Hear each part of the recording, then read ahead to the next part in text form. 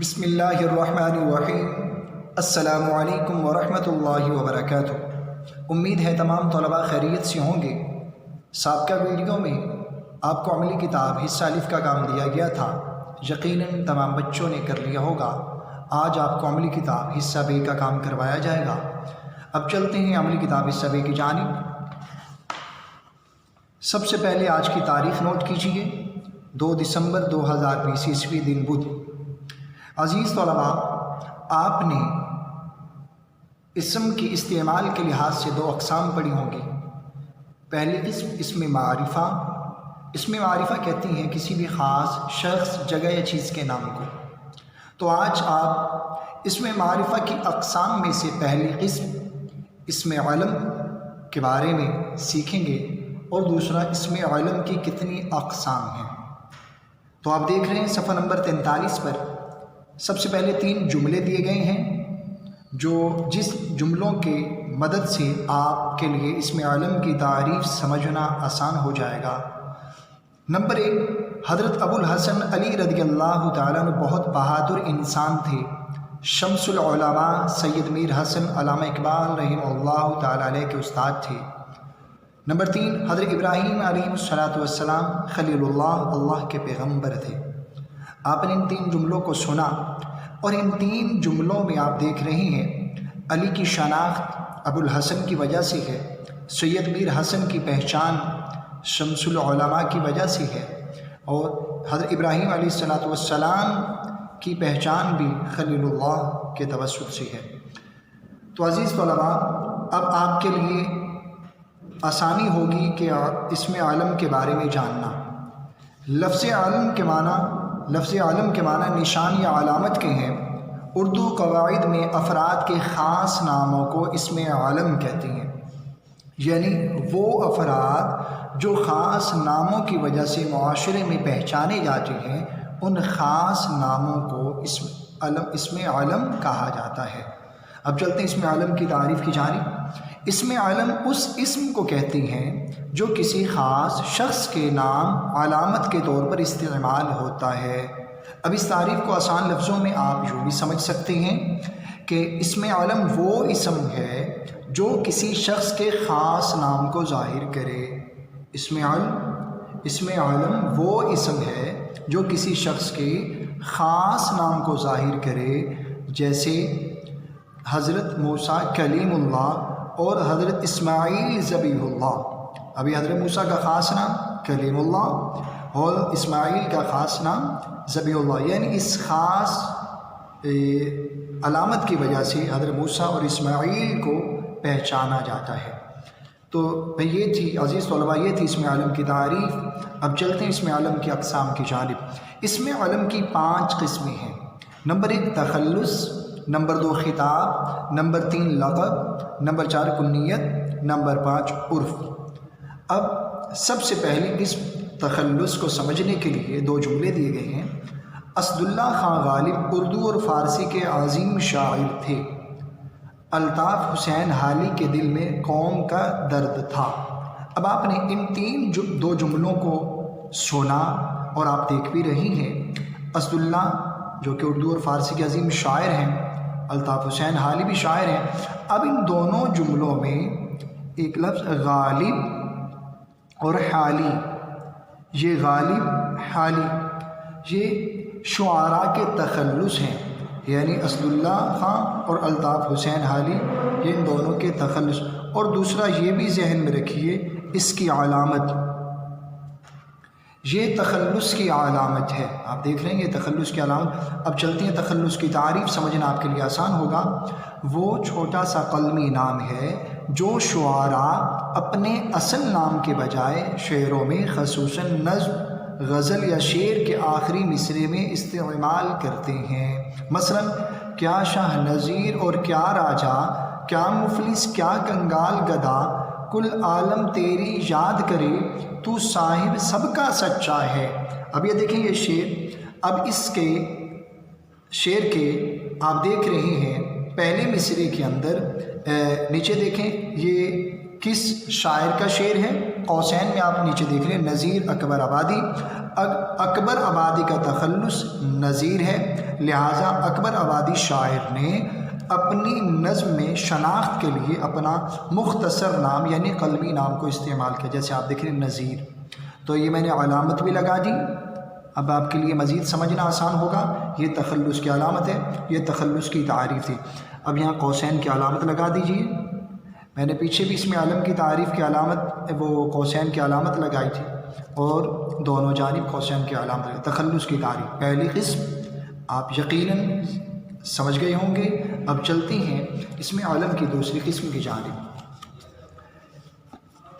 Number 1، sir doctor Muhammad Allama Iqbal مشہور قومی شاعر ہیں۔ نمبر 2، شمس العلماء مولوی نذیر احمد دہلوی اردو کے پہلے ناول نگار ہیں۔ اب ان دونوں جملوں میں سر اور شمس العلماء یہ خطاب کہلاتے ہیں، اب چلتے ہیں خطاب کی تعریف کی جانب۔ خطاب عزت و قابلیت کا وہ نام ہے جو کسی کو اس کی خدمت، بہادری اور قابلیت کی بنا پر حکومت کی طرف سے ملتا ہے۔ مثلا شمس العلماء سر رستم زماں خاں بہادر۔ یہ تھی خطاب کی تعریف، قوسین کی علامت لگا دیجئے۔ شناخت بھی آپ کو جملے کی توسط سے یقیناً یعنی خطاب کی تعریف کو سمجھنا آپ کے لیے آسان ہو گیا۔ اب چلتے ہیں تیسری قسم کی جانب۔ نمبر 3، حضرت موسیٰ علیہ السلام کو کلیم اللہ بھی کہتے ہیں۔ بابا فرید گنج شکر سے بے شمار لوگوں نے فیض حاصل کیا۔ اب ان دونوں جملوں میں دیکھیے، کلیم اللہ اور گنج شکر، یہ ان کے خاص وصف کو ظاہر کرتے ہیں، جیسے کلیم اللہ یعنی اللہ تعالیٰ سے ہم کلام ہونا، یہ حضرت موسیٰ علیہ السلام کی خوبی تھی، اور بابا فرید کو گنج شکر یہ بھی ان کا خاص وصف یعنی ان کی خوبی کو ظاہر کرتا ہے۔ اب آپ کے لیے لقب کی تعریف سمجھنا آسان ہو جائے گا۔ لقب وہ نام جو کسی وصف یا خوبی کی وجہ سے لوگوں کی زبان پر آتے ہیں یا کسی شخص کی خاص خوبی کو نمایاں کرے، وہ لقب کہلاتا ہے۔ ایک تعریف یہ بھی ہے، اور دوسری تعریف جو نوہم دوہم کی کتاب قواعد و انشاء کی اس میں لقب کی تعریف اس انداز میں بھی کی گئی ہے کہ وہ نام کیا نام ہے جو کسی وصف کی وجہ سے قوم کی طرف سے دیا جائے، اسے لقب کہا جاتا ہے۔ تو یہاں پر یہ آپ نے تعریف پڑھی کہ کوئی خوبی پائی جائے، اس خوبی کی وجہ سے لوگوں کی زبان پر آئے، یا اس خوبی کی وجہ سے یعنی کسی شخص کی خاص خوبی کو نمایاں کرے، وہ لقب کہلاتا ہے۔ جیسے آپ دیکھ رہے ہیں مثلا حضرت خالد بن ولید رضی اللہ تعالیٰ عنہ کا لقب سیف اللہ، حضرت علی کا لقب شیر خدا ہے، ٹھیک ہے۔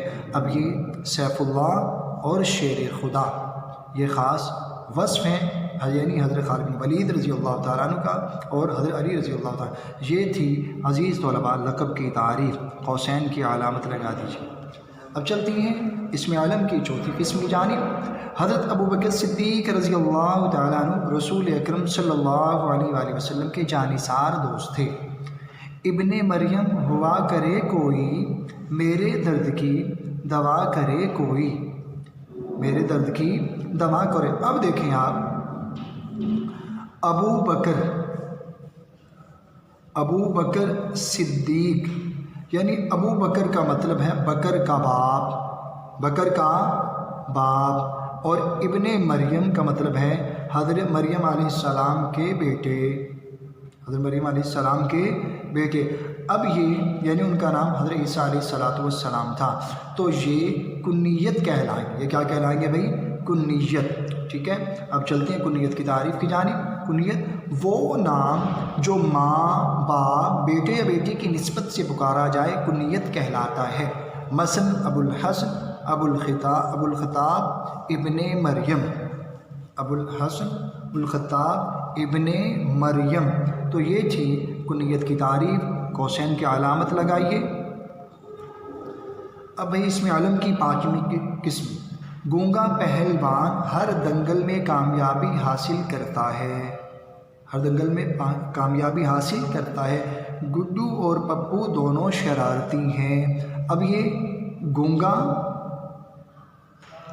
اور گڈو اور پپو یہ عرف عام میں یعنی محبت کی وجہ سے رکھے گئے، تو ایسے ناموں کو عرف کہا جاتا ہے۔ ایسے ناموں کو کیا کہا جاتا ہے؟ عرف۔ اب چلتے ہیں عرف کی تعریف کی جانب۔ عرف وہ مختصر نام ہوتا ہے جو اصل نام کی بجائے لاڈ، پیار، حقارت یا کسی بھی وجہ سے مشہور ہو جائے، مثلا گاما، شیدہ، ماجا وغیرہ۔ بیٹا یہ تھی عرف کی تعریف، قوسین کی علامت لگائیے۔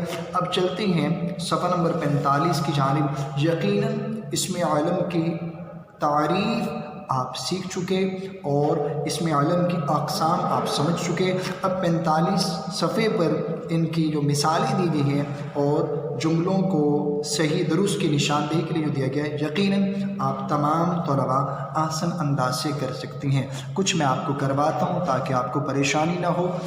صفحہ نمبر 45 پر دیکھیں، خطاب، لقب، تخلص، کنیت، عرف الگ الگ کر کے لکھیں۔ آپ دیکھ رہے ہیں 5 خانے یعنی 5 کالم بنے ہوئے ہیں، پھر ان کے اوپر اسم علم کی 5 اقسام، خطاب، لقب، تخلص، کنیت، عرف دیکھ رہے ہیں آپ۔ اوپر مثالیں دی گئی ہیں، جس مثال کا تعلق جس خانے سے ہے، اسم علم کی جس قسم سے، آپ نے اس قسم کے نیچے اس خانے میں لکھنا ہے۔ جیسے پہلا لفظ غالب، آپ نے جیسا کہ پڑھا کہ غالب تخلص، ٹھیک ہے، تو اب غالب کو تخلص والے خانے میں لکھیں گے۔ اسی طریقے سے نشان حیدر یعنی وہ نام جو حکومت کی طرف سے، جیسے آپ نے خطاب کے بارے میں پڑھا، وہ نام جو کسی کو اس کی خدمت، بہادری اور قابلیت کی بنا پر حکومت کی طرف سے ملتا ہے۔ تو آپ سبھی جانتے ہیں نشان حیدر جرأت و بہادری کے سبب ملتا ہے، تو لہٰذا یہ ہوگا خطاب۔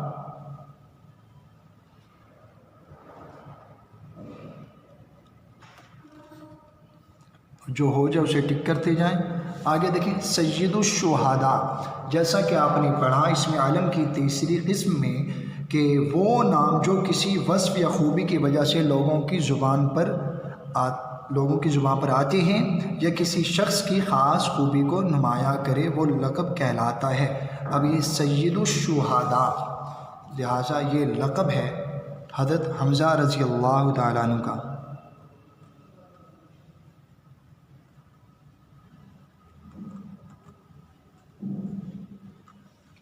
ٹھیک ہے، یہ بھی ہو گیا۔ اب آگے دیکھیں چوتھا لفظ جیرا، جیسا کہ آپ نے اسم علم کی 5ویں قسم میں پڑھا کہ وہ نام جو اصل نام کی بجائے لاڈ، پیار، حقارت یا کسی بھی وجہ سے مشہور ہو جائے، اسے عرف کہا جاتا ہے۔ تو یہ جیرا عرف کے خانے میں۔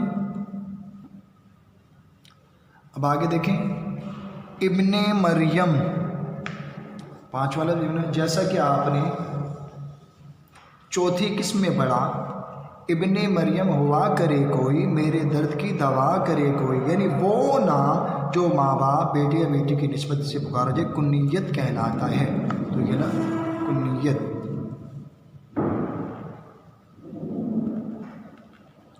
عزیز طلباء، امید ہے آپ کے سوال سمجھ گئے ہوں گے، آسانی سے از خود تمام طلباء ان خانوں کو پر کر لیں گے۔ اب چلتے ہیں آگے۔ درست بیان کے سامنے صحیح اور غلط بیان کے سامنے غلط، یعنی ٹک کراس کا نشان لگائیں۔ نمبر 1، خطاب حکومت یا قوم کی طرف سے ملتا ہے، جیسا کہ آپ نے پڑھا حکومت کی طرف سے، لہٰذا یہ درست۔ نمبر 2، عرف شاعر کا وہ نام جو وہ شعروں میں استعمال کرتا ہے، جیسا کہ آپ نے پڑھا تخلص، تو لہٰذا عرف، یہ کراس۔ اسی طریقے سے نمبر 3، مادر ملت عرف کی مثال ہے، جبکہ عرف کی مثال آپ نے پڑھا تھا یعنی اصل نام کی بجائے، تو لہٰذا یہ کراس۔ اسی طریقے سے عزیز طلباء، آپ نے ان جملوں کے سامنے جو صحیح ہے ٹک کا نشان اور جو غلط ان کے سامنے کراس کا نشان ہے۔ امید ہے تمام طلباء سمجھائے گئے طریقے کے مطابق صفحہ نمبر 43 اور صفحہ نمبر 44 پر اسم عالم اور اسم عالم کی اقسام کی تعریفات بمائے مثال یاد کر لیں گے، اور صفحہ نمبر 45 پر کیا نام ہے خانوں کو مثالوں کی مدد سے پر کریں گے، اور نیچے جو جملے دیے گئے ہیں غلط صحیح کی نشاندہی کر لیں گے۔